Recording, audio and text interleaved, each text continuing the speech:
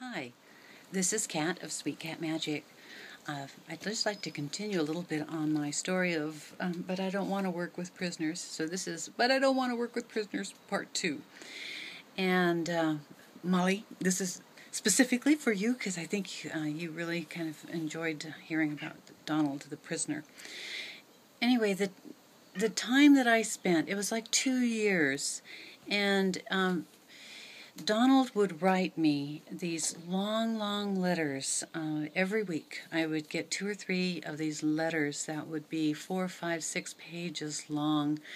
That would be, on the regular 8.5 by 11 lined paper.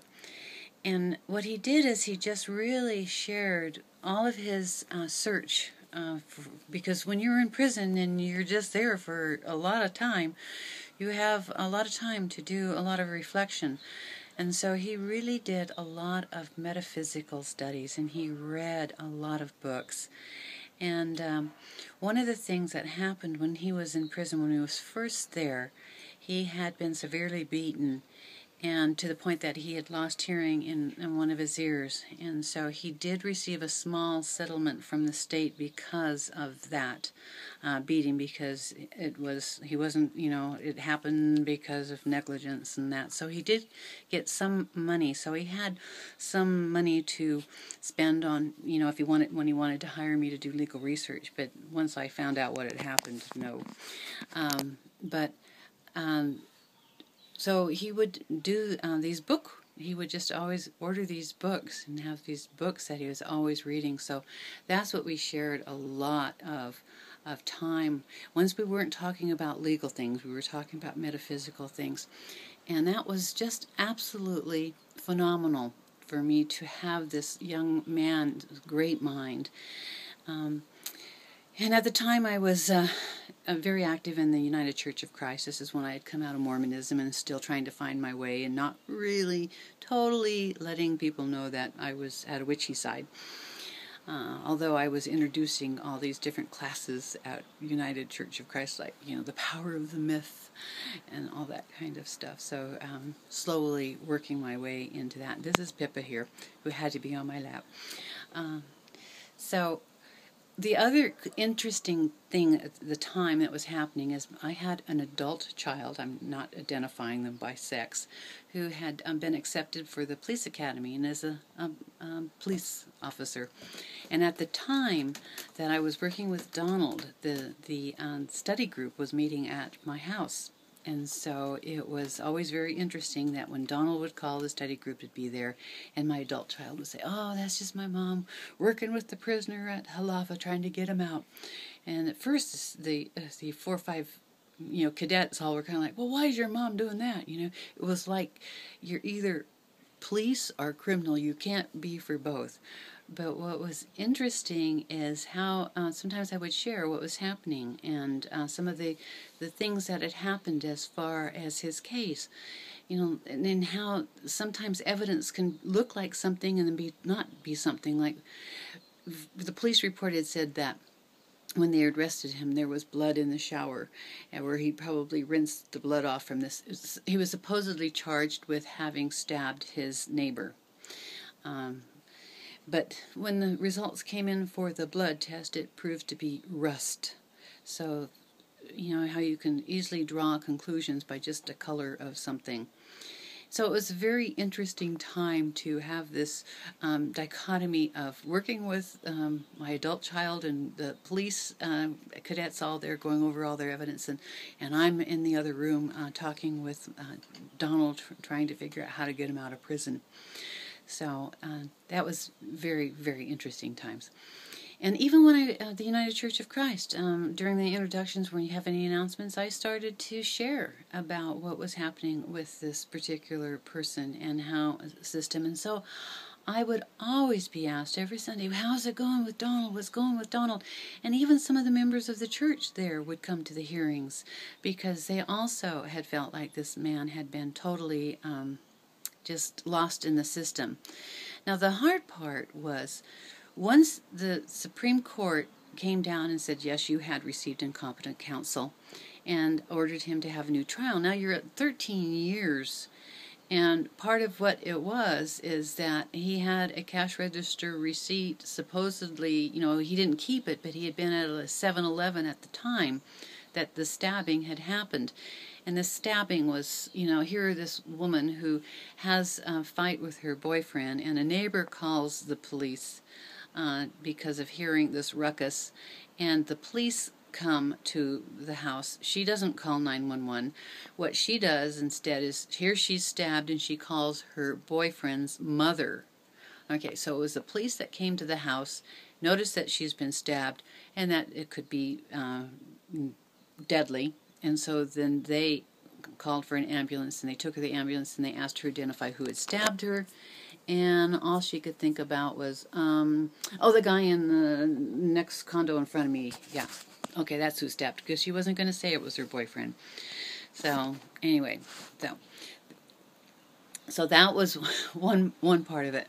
But now here it is, 13 years later, and the state is not going to admit that they have imprisoned an innocent man. So they're going to fight it tooth and nail. And so they're just going to keep him in prison. And so even though he has got this Supreme Court ruling, he received incompetent counsel, they're going to appeal it. And the last time they appealed it, he was in prison for another 2-3 years, because they just keep bouncing it. It goes down and then up, and then down and then up. And you wait, and every down is 2 to 3 years, and every up is 2 to 3 years. And so that process is just incredibly slow. So then they give him the option that if you agree to a simple assault, because they can't locate her anymore, but they said they would try to find her, that he could be released immediately.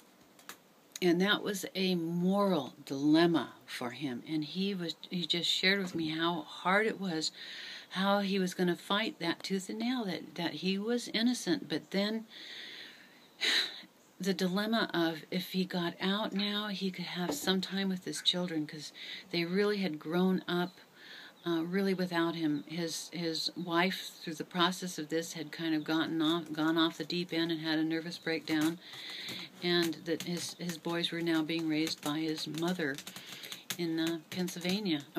Pennsylvania. And he was anxious to go back there before his father was very ill, and he wanted to go back and see his father before he passed, and he wanted to spend some of his son's time with him in the youth. And so it was a real struggle for him, and where he said, they've got me, they've had me all this time. Do I just go ahead and plead guilty for something I didn't do? Do I plead guilty and say, make the lie, say the lie that they want me to say in order for me to be free? And he said, I fought this all the way, and he says, and I think I need to do it for my boys and let them know why I'm doing it. So that was, the moral dilemma. And I think any of us I would struggle with that, to have to lie in order to be free. Yeah. So anyway, one of the challenges that Donald did with this New Age metaphysical things is, because he knew that I had been studying for years and years, that I had worked my way out of Mormonism and had really gone into this other study of this, world religions, and then had gone into, eventually this whole other side. So he asked me one time, he said, I want you to spend a week with this question. And he would do various challenges every once in a while. He says, I want you to spend a week with this question and give me the answer after the end of the week. And that's Pippa, who's very upset that somebody came up her road. It just shouldn't happen. Yeah, it's okay, Pippa. It's okay. It's okay. Yeah, they live there, so they can come. Okay.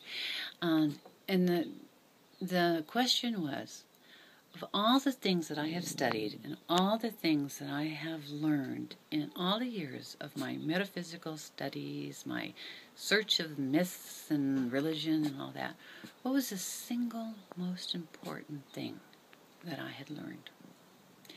And he said, I don't want you to answer now. I don't want you to answer tomorrow. He says, I want you to live with that question for a whole week.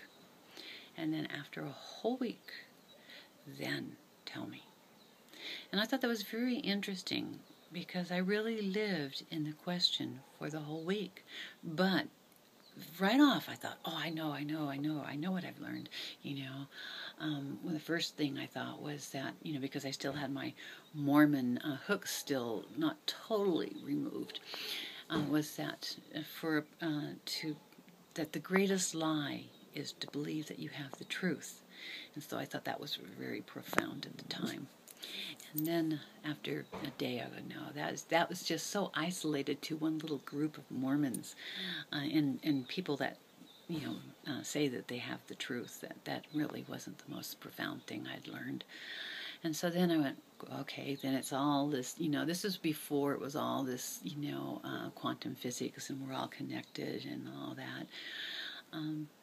But I kind of went into, okay, we're all connected, we're all one, we all share, unique experiences or that.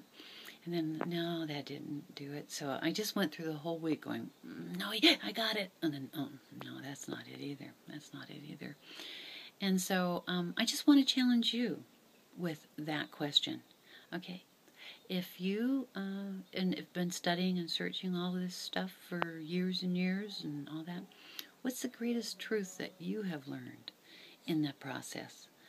And I'm going to give you some time to think about it. And so after a couple of days, if I get any video responses or so, I'll tell you what mine is, okay? Because if I post it now, then you won't get to do your own figuring it out. But I'll go ahead and record mine after this, and then I'll post it later. But I would love to get some video responses from you as to, living with that question, okay, for a week, and see what you come up with. What is, and all the search, all the things that you've learned in your study along your journey and your path, what would you identify as the single most important thing that you've learned, okay? And I'll hope to see some video responses, please. Okay, bye.